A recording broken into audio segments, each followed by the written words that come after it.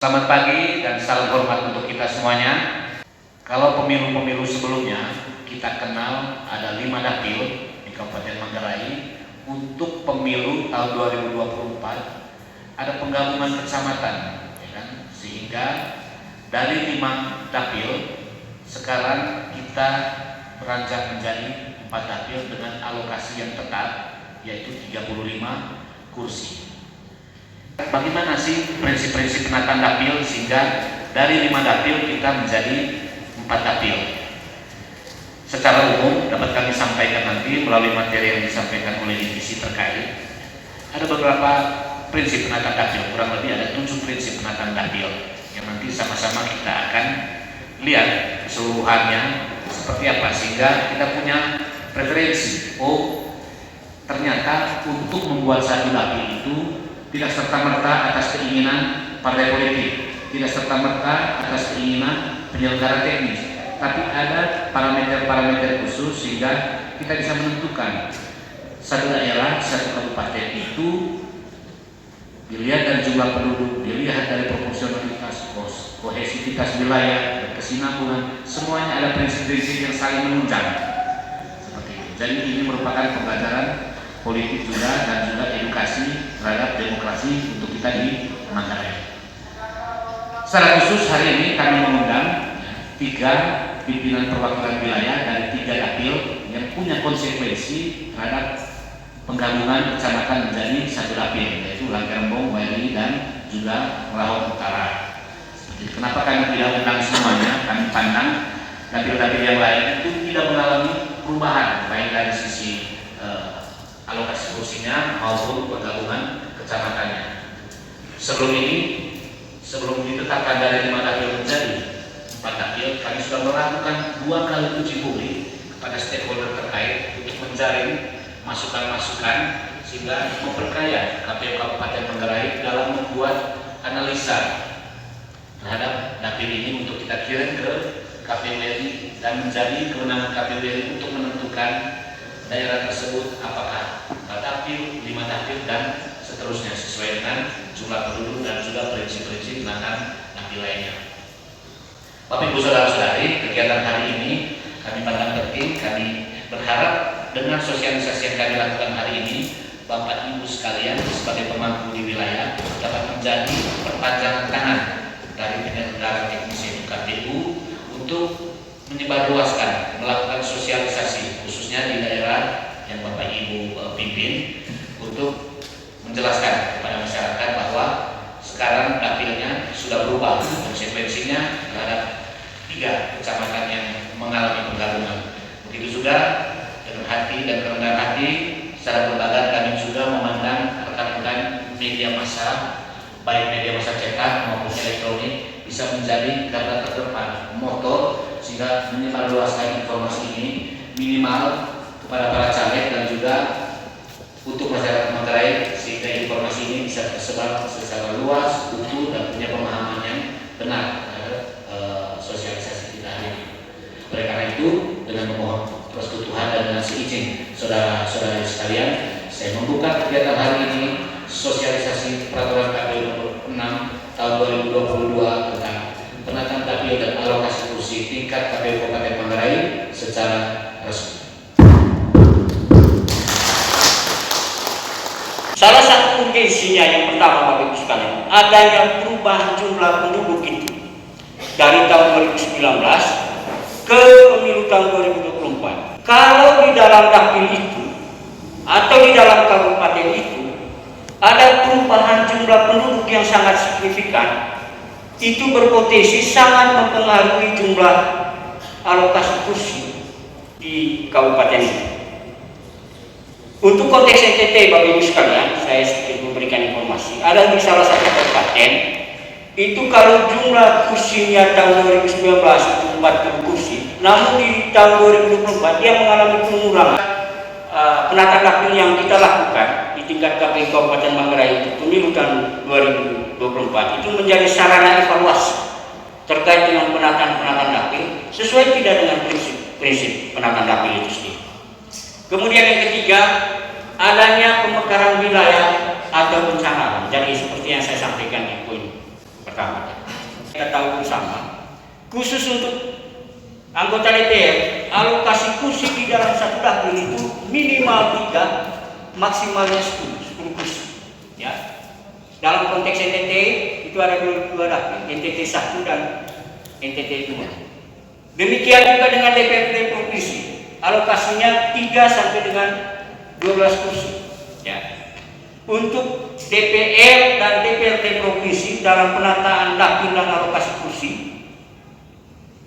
kita di NTT ini tidak mengalami perubahan. Ya. Misalnya NTT 1 tetap mulai dari Alor sampai dengan Manggarai Barat. Demikian juga dengan DPR provinsi, Manggarai Raya menjadi satu kesatuan dapil. Kemudian untuk DPR kabupaten 3 sampai dengan 12 kursi per dapil. Kalau misalnya dalam satu wilayah kecamatan berdasarkan hitungan jumlah penduduk dan bilangan pembagi penduduk, nanti saya akan jelaskan di slide berikut, jumlah kursinya hanya 2 saja misalnya, maka pengaturan dapilnya wajib kecamatan dimaksud digabungkan dengan kecamatan lain. Demikian juga kalau misalnya kursinya lebih dari 13, misalnya 14 atau 15, maka mesti harus dilakukan perubahan dapil. Lanjut, ya. Ini prinsip-prinsip penataan dapil, Bapak Ibu sekalian. Tadi Pak Ketua sudah sampaikan, ada 7 prinsip penataan dapil yang kami penyelenggara teknis wajib memperhatikan dan mengikuti. Pertama, prinsip penataan dapil dan alokasi. Prinsip kesetaraan nilai suara. Jadi jumlah kursi di dalam dapil itu mesti harus mencerminkan jumlah penduduk di dalam dapil itu. Itu prinsip pertama. Prinsip kesetaraan nilai suara. Karena prinsip penilaian kesetaraan nilai ini, Bapak Ibu sekalian, istilahnya mungkin kita selalu one man, one vote, one vote, satu suara, satu nilai. Jadi dia harus mencerminkan jumlah penduduk itu disesuaikan dengan jumlah alokasi kursi di dalam dapil itu atau di dalam kecamatan itu. Lanjut, prinsip yang kedua, prinsip ketaatan pada sistem pemilu yang proporsional. Jadi di bagian depan tadi sudah diatur jumlah alokasi kursi kita di wilayah kecamatan itu 3 sampai dengan 12. Maka ketaatan pada jumlah itu membawa konsekuensi pada jumlah alokasi kursi di dalam dapil itu. Tidak boleh kurang dari 3, tidak boleh lebih dari 12 kursi untuk DPRD kabupaten. Lanjut, prinsip proporsionalitas, ya. Jadi prinsipnya ini Bapak Ibu sekalian, alokasi kursi di dalam satu dapil tidak boleh ada kesenjangan yang signifikan, ya, antara satu dapil dengan yang dapil lain. Kalau kita amati dalam penataan dapil dengan 4 dapil saat ini, jumlah alokasi kursinya tidak berbeda jauh, tidak ada yang jauh sekali, ya. 8-9 itu alokasi, ya. Itu prinsip proporsionalitas. Lanjut, prinsip integritas wilayah. Jadi ada kesatuan wilayah, ya, ada kesatuan wilayah yang terdekat antara satu dapil dengan dapil yang lain. Tidak bisa begini, dapil kecamatan Lampirombo itu harus bersatu dengan dapil Cibang misalnya, orang Cibang, tidak. Mana wilayah yang paling terdekat yang menjadi satu kesatuan? Karena dia akan berkaitan dengan next prinsip berikut. Lanjut, prinsip ini dan prinsip kohesivitas. Dalam prinsip kohesivitas ini Bapak Ibu sekalian, include adanya kesamaan sejarah histori, ya, histori. Kami juga belajar itu kemarin. Misalnya begini, untuk dapil 3 Mutiara Raya itu dulunya mereka ini satu kecamatan. Demikian juga dengan Bairi dengan Bairi dengan Manggarai, dulu istilahnya Kopita, ya, Bairi itu Kopita, ya. Tapi ada di sini ya, wilayah administrasi ada di. Jadi aspek-aspek itu juga menjadi, kemudian aspek transportasi sarana prasarana itu juga menjadi beberapa item yang menjadi perhatian kami dalam menata dapil itu. Lanjut. Ya, memang ada gugatan, ya, ada gugatan kesinambungan. Untuk Bapak Ibu sekalian, ya, kepada kami di KPU Kabupaten sejak tahun 2014 betulnya, ya, 2014 sampai dengan sekarang, itu kami diminta untuk menyampaikan rancangan dapil itu maksimal 3, minimal 2, ya, rancangan. Dan rancangan rancangan dapil ini bukan suatu hal yang baru, ya. Karena apa? Sejak tahun 2014 untuk pemilu 2014 dulu dan 2019 juga disampaikan atau diusulkan dengan 2 rancangan ini, 4 dapil dan 5 dapil. Itu ketentuan, ya, dengan berbagai pertimbangan norma yang saya sampaikan di awal. Lanjut, ya. Ini tahapan, Bapak Ibu sekalian. Kami mengelola tahapan ini sejak bulan Oktober tahun 2022 Oktober sampai dengan penetapannya tanggal 28 Februari 2023. Jadi rentang waktunya ada 12 tahapan yang kami kelola. Jadi tidak ujuk-ujuk KPU untuk menetapkan 4 tahun, tidak. Ada serangkaian proses panjang dan 12 tahapan itu yang kami harus lalui, ya, untuk melakukan. Salah satunya kami melibatkan publik, stakeholder terkait untuk kami melakukan uji publik terkait penataan dapil. Ya. Lanjut, ya.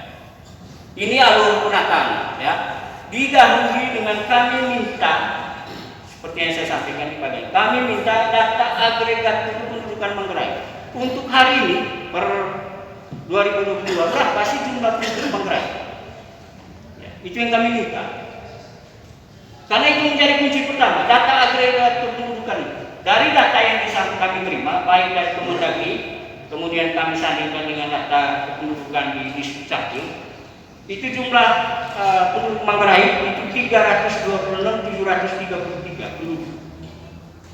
326. Itu artinya, Bapak Ibu sekalian, untuk konteks Manggarai bisa dipastikan itu tidak penambahan alokasi kursi untuk pemilu tahun 2020. Nanti akan kita lihat pada fase berikut. Tidak ada perubahan. Kenapa? Untuk jumlah kursi 300 sampai dengan 400 itu alokasi kursinya 35 kursi. Beda kalau nanti kita akan lihat. Ini ketentuan kursi, ya. Kalau jumlah penduduknya 100.000 sampai dengan 100.000, maka jumlah alokasi kursinya 20.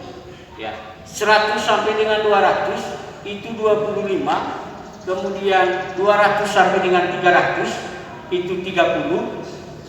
Kemudian 300 sampai 400 35. Dan konteks kita Manggarai ada di sini.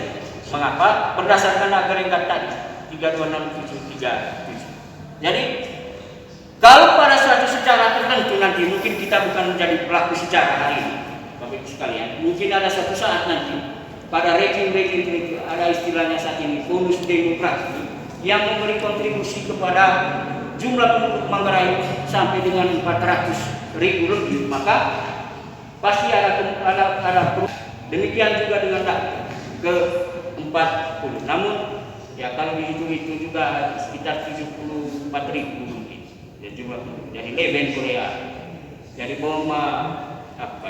istilahnya Pak Kades Purwa ini mau kota satu sudah terlalu kita saya keren ini sehingga kita bisa prediksi ya jumlahnya pasti signifikan. Jadi ini sudah Bapak Ibu tahu, ya, sehingga alokasi kursi kita saat ini tidak mengalami perubahan secara tingkat kabupaten.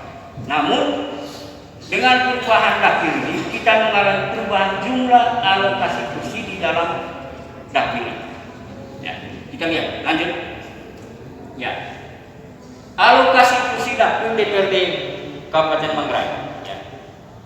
Jumlah alokasi kursi ditetapkan paling sedikit seperti yang saya sampaikan tadi. Nah, mari kita perhatikan poin berikutnya ini. Ya.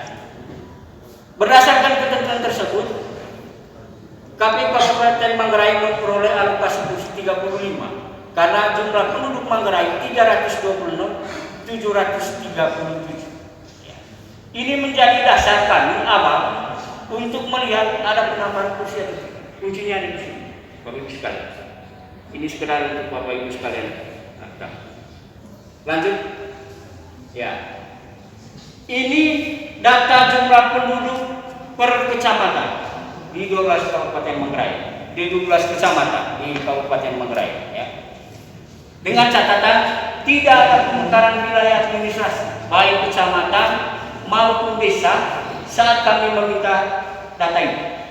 Ya, sudah dipastikan dan berdasarkan informasi lisan dari pemerintah daerah, kemungkinan perubahan wilayah administrasi baru akan terjadi setelah pilkada tahun 2024. Ya. Nah, baik ini jumlah desanya ada 17 dengan jumlah penduduk 28.750. Ya.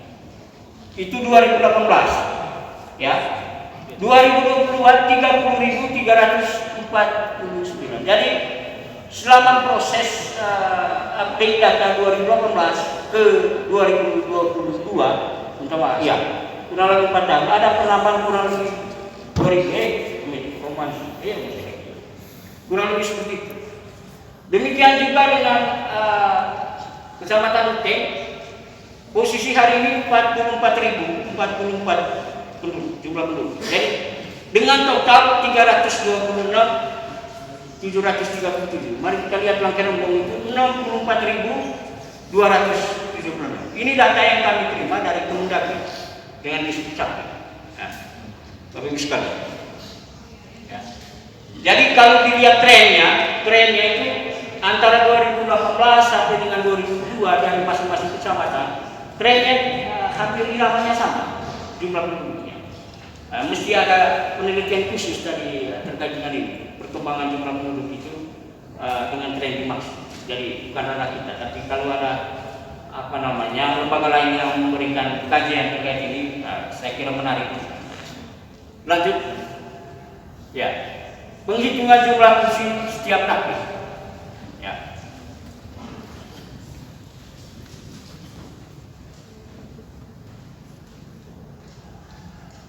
Pertama, untuk melihat range jumlah kursi 3 sampai 12 tadi, dilihat dulu jumlah kecamatan atau gabungan kecamatan untuk satu dapil. Ya. Itu prinsip pertama. Jadi karena dapil itu bisa kecamatan, bisa gabungan kecamatan. Nanti di bagian berikut nanti kami akan presentasikan bagaimana kami melakukan kajian terkait dengan regulasi ini. Dalam hal penataan dapil berdasarkan kecamatan atau gabungan kecamatan tidak tercapai, ya, penentuan dapil menggunakan bagian kecamatan. Dari konteks kita di Manggarai tidak menggunakan kondisi, tapi menggunakan kondisi gabungan kecamatan. Ya, gabungan kecamatan, tidak menggunakan bagian kecamatan. Tapi dalam konteks ini di Republik ini ada yang menggunakan pola ini. Ya. Tahap pertama setelah kami menerima data agregat kependudukan tadi, Bapak Ibu sekalian, langkah berikut kami menetapkan bilangan pembagi penduduk, ya, BPBD, bilangan pembagi penduduk. Ya. Kalau misalnya angka jumlah pembagi BPBD itu menghasilkan angka pecahan, maka angka pecahan itu coret. Nah, kita lihat. Kemudian menghitung alokasi kursi setiap kecamatan. Ya. Kemudian yang berikut kita ini setelah kembali ke belakang. Setelah kami mendapatkan data ini, ya, Bapak Ibu sekalian, kami membaginya dengan BPBD. Ya. Angka BPBD itu diperoleh dari kembali ke awal. Ya. Jumlah penduduk dibagi dengan jumlah alokasi kursi. Ya. Maka dia menghasilkan angka 9.335. Itulah angka bilangan pembagi penduduk. Penghitungan perkiraan alokasi kursi setiap kecamatan, ya, dilakukan dengan cara membagi jumlah penduduk setiap kecamatan dengan BPBD. Jadi kita sudah dapat data tadi di bagian depan, jumlah penduduk dalam satu wilayah kecamatan dibagi dengan alokasi kursi. Ya. Lanjut. Nah ini dia. Ini tahap pertama, Bapak Ibu sekalian. Ketika kami membagi dapil, ini langkah pertama. Kami mulai dengan langkah rembuk dengan jumlah penduduk misalnya 64.276. Kita sudah tahu tadi BPBD-nya 9.335. Nah, ketika dibagi, ya, langkah rembuk ini menghasilkan angka besar alokasi kursinya 6. Ya, 6 kursi. Kalau kita menggunakan langkah rembuk ini menjadi salah satu dapil tersendiri, maka alokasi kursinya untuk langkah rembuk itu 6. Ya, 6. Demikian juga dengan Sakar Miskin, dengan jumlah penduduk tadi, ya, 36.554 dibagi dengan BPBD, maka dia menghasilkan 3 kursi. Kesenihan Kecamatan Sakar Miskin. Ya, kita anggap bahwa semua 12 kecamatan itu berdiri dengan dapil masing-masing. Ya, tidak ada penggabungan kecamatan dalam kami menata dapil ini. Nah, mari kita lihat. Ya, mari kita lihat. Demikian juga dengan Bari. Kalau dia berdiri sendiri maka ada 3 kursi yang dipersiapkan. Nah, ketika kita melakukan proses pembagian ini, Bapak Ibu sekalian, maka jumlah kursinya itu 28 kursi. 28 kursi. Sementara kita sudah menetapkan alokasi kursi Kabupaten Manggarai itu 35. Kan gitu. Pertanyaannya, Gerniar setuju semua? Kan masih ada sisanya. Sisa 7 kursi. Mau ditaruh kemana ini yang sisa? Itu dia. Karena itu, ini skenario 1. Kami melakukan penataan. Kita masuk pada tahapan hitungan yang kedua. Lanjut. Ya. Kembali lagi. Ada beberapa catatan yang bisa kita lihat di sini, Bapak Ibu sekalian. Tadi juga di bagian depan kita menyampaikan ada 35 alokasi kursi. Itu satu. Kemudian yang kedua, prinsipnya jumlah alokasi kursi di dalam satu dapil itu range-nya 3 sampai dengan 12. Dengan prinsip proporsional, dengan menganut sistem pemilu yang proporsional dengan 3 sampai dengan 12. Namun kalau kita menggunakan ini, skema ini Bapak Ibu sekalian, ada dapil yang ada hanya 1, misalnya Riau Barat, Rahong Utara hanya 2, ya. Kemudian apalagi Cibar ada 2, Cibar Barat ada 1. Itu berarti bahwa ada prinsip-prinsip penataan dapil yang dilanggar kalau kita menggunakan skema ini. Karena kita sudah tahu bahwa prinsip penataan dapil itu ada 7 tadi yang bagian depan. Kalau kita menggunakan skema ini ada prinsip penataan dapil yang dilanggar, ya. Terutama jumlah alokasi kursinya. Lanjut, ya. Dari kondisi ini Bapak Ibu sekalian, itu catatan. Oleh karena itu pembentukan alokasi dapil dan kursi di Kabupaten Manggarai bisa dipastikan dia tidak bisa berdiri sendiri. Mesti harus digabung. Harus digabung. Ya. Dengan melihat kondisi tadi yang saya sampaikan di bagian. Lanjut. Nah, karena dengan satu masing-masing kecamatan dengan satu dapil tadi tidak terpenuhi prinsip-prinsip penataan dapilnya, maka kami menggunakan skenario penataan dapil yang kedua. Nah, ini yang kedua. Langkelembong dan Beri itu digabung. Ya, Langkelembong dengan Beri itu digabung. Maka 94.000 jumlah penduduk Langkelembong ditambah dengan jumlah penduduk Beri itu jumlahnya 94.625. Masih dengan pola hitungan yang sama, dibagi dengan DPPD, ya, dibagi dengan DPPD, maka dia mendapatkan alokasi kursi 10. ketika Langkai Rembong dan WRI itu digabungkan, ya, menghasilkan angka 10.000. Nah, kita masuk tahap yang kedua, itu Kecamatan Satar Mese Raya, ya, digabungkan jumlah penduduknya, ya, Satar Mese Barat dan Satar Mese Utara, jumlah penduduknya 73.304, ya, itu ketika digabung. Juga dengan pola yang sama dihitung dengan dibagi dengan BPPD 9.335. Nah, ketika skenario ini kemudian dilakukan Bapak Ibu sekalian, mendapatkan alokasi kursi 7. Ya, alokasi kursi 7. Demikian pun selanjutnya. Ya.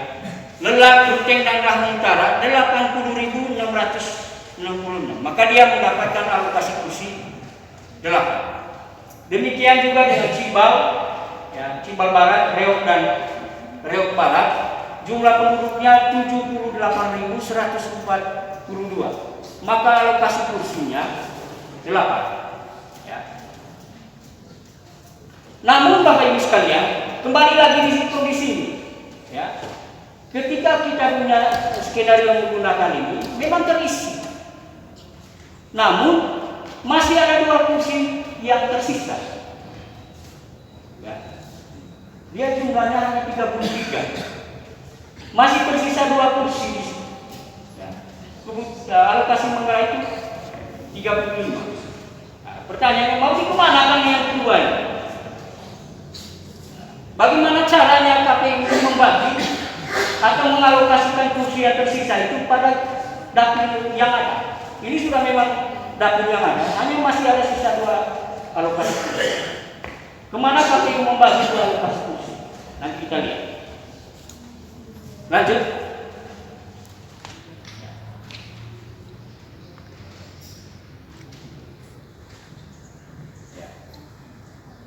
Dalam hal berdasarkan penjumlahan alokasi kursi seluruh dapil, ya, masih terdapat sisa alokasi kursi, dilakukan penghitungan alokasi kursi lanjutan. Jadi kami diminta untuk menghitung lagi, ya, lanjutannya, karena masih ada sisa 2 kursi di bagian depan. Dengan cara menentukan sisa jumlah penduduk pada setiap dapil, dengan cara mengurangkan jumlah penduduk setiap dapil dengan hasil perkalian alokasi kursi yang diperoleh setiap dapil dengan DPD. Jadi kemudian yang berikut menentukan peringkat sisa jumlah penduduknya, ya, baru mengalokasikan. Jadi terhadap jumlah penduduk yang sisa Bapak Ibu sekalian, kami urutkan, kan tadi ada koma-koma di bagian belakang jumlah. Ya, kami urutkan sudah. Untuk Langkai Rembong dan WRI itu sisanya berapa jumlah penduduknya, ya, dari ketika dihitungkan dengan BPPD. Demikian juga Satar Mese Raya dan Satar Mese Utara, berapa sisanya, ya. Karena setelah kami membagi itu, mengurutkan jumlah sisa dari jumlah penduduk itu, maka pasal ini mengatur bahwa kursi pertama dan kursi sisa itu diberikan kepada dapil dengan jumlah alokasi, jumlah penduduk sisa yang terbanyak. Ya, ini yang salah. Nanti kita lihat pada next. Ya, mari kita lihat Bapak Ibu sekalian. Ya, dari sisa yang ada yang saya sampaikan di bagian awal tadi. Untuk Kecamatan Langkai Rembong dan WRI itu sisa jumlah penduduknya itu 1.275 saja. 1.275 saja. Ya. Kami berikan dia itu peringkat sisa jumlah penduduk itu keempat. Peringkat sisa jumlah penduduk yang keempat. Ya. Kemudian untuk Kecamatan Satar Mese Barat, Satar Mese Utara, jumlah sisanya itu ada di 7.959 jumlah. Itu sisa dari jumlah penduduknya. Maka kami berikan dia peringkat yang ke-1. Ruteng Lelak juga demikian. Ya, 5.986 peringkat yang kedua. Nah, Riau Barat peringkat yang ketiga. Dalam artian begini, sesuai dengan ketentuan yang di depan tadi yang saya sampaikan, Bapak Ibu sekalian, 2 alokasi kursi sisa itu diberikan kepada jumlah peringkat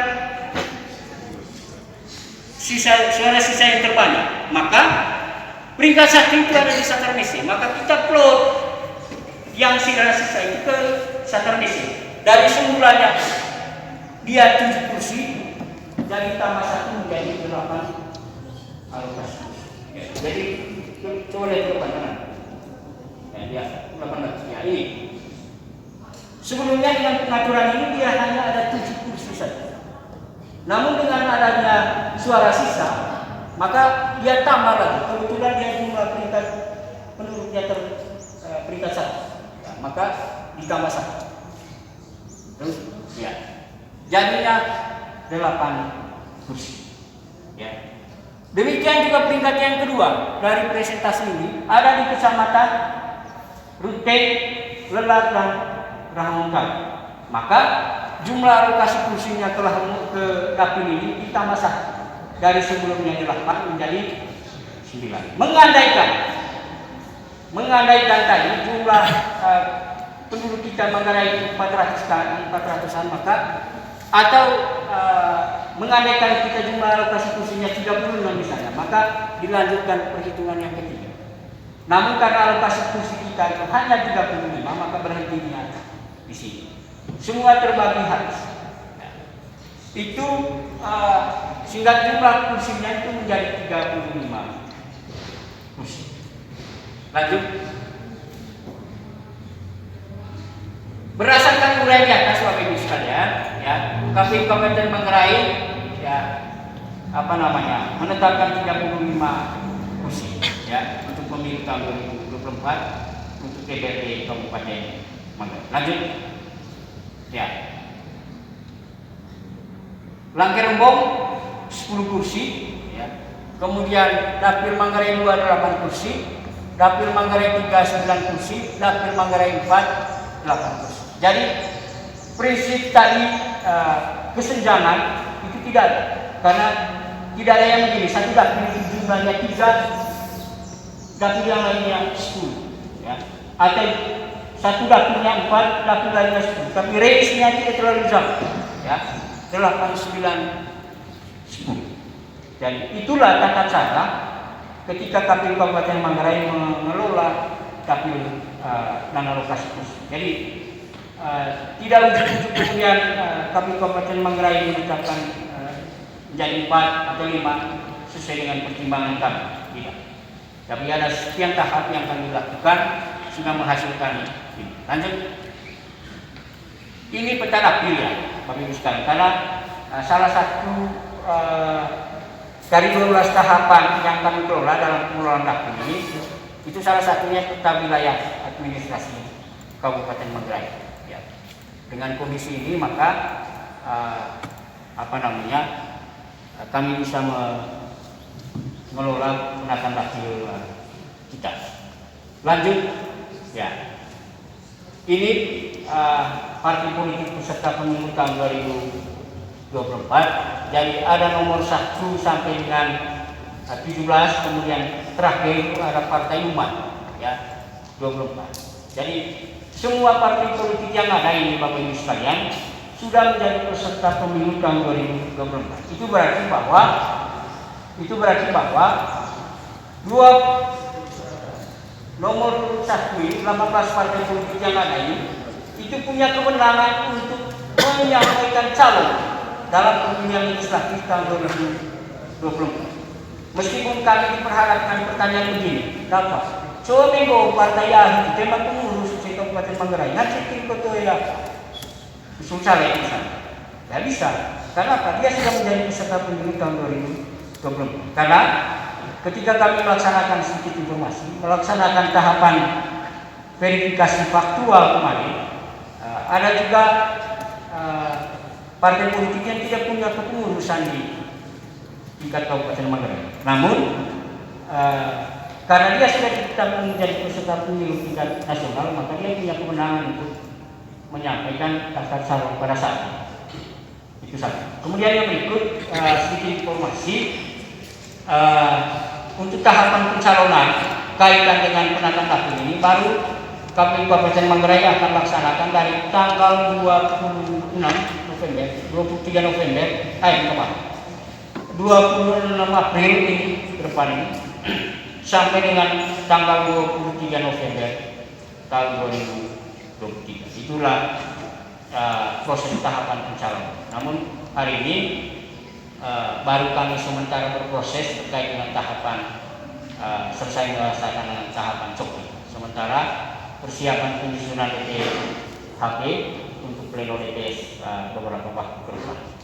Jadi itu Bapak Ibu sekalian, saya kira presentasi kami terkait dengan penataan dapil dan alokasi kursi. Sehingga apa yang kami sampaikan ini bisa Bapak Ibu sekalian sampaikan juga ke berbagai pihak mengapa KPU Kabupaten Manggarai dengan presentasi yang ada itu kemudian mengalami perubahan alokasi dari 2019 ke 2024 dari 5 ke 4. Jadi secara filosofis, secara norma itulah yang kami lakukan dalam tahapan dapil. Sehingga meskipun kita sudah tahu karena waktu tanggal 28 Februari 2023 kemarin, sekali kami banyak mendapatkan pertanyaan, ya, kenapa ada perubahan? Sementara di sisi lain stakeholder yang kami sampaikan itu mungkin tidak mendapatkan informasi karena ada juga orang partai politik yang bertanya. Ya. Karena basis kami melakukan sosialisasi itu pimpinan partai politik. Nah, demikian juga kami hari ini menghadirkan Bapak Ibu sekalian para lurah, kemudian Bapak Ibu kepala desa untuk menjadi sekiranya menjadi corong kami juga di KPU untuk bisa menyampaikan informasi ini manakala ada masyarakat yang sejak tanggal 28 Februari itu belum mendapatkan akses informasi terkait dengan KPU. Ya kan kami berharap ini juga informasi yang disampaikan kepada masyarakat. Saya kira itu presentasi kami Bapak Ibu sekalian. Lebih dan kurangnya saya mohon maaf dan kami minta nanti kita bisa berdiskusi tentang baik terkait dengan penataan dapil ini atau informasi-informasi lain yang Bapak Ibu sekalian butuhkan terkait dengan pengelolaan tahapan. Itu saja yang saya bisa sampaikan. Selamat siang dan salam hormat. Karena itu dengan memohon rahmat Tuhan dan dengan izin saudara-saudara sekalian, saya menutup secara resmi acara sosialisasi PKPU 6 tentang alokasi kursi dan penataan dapil untuk pemilu 2024 tingkat KPU Kabupaten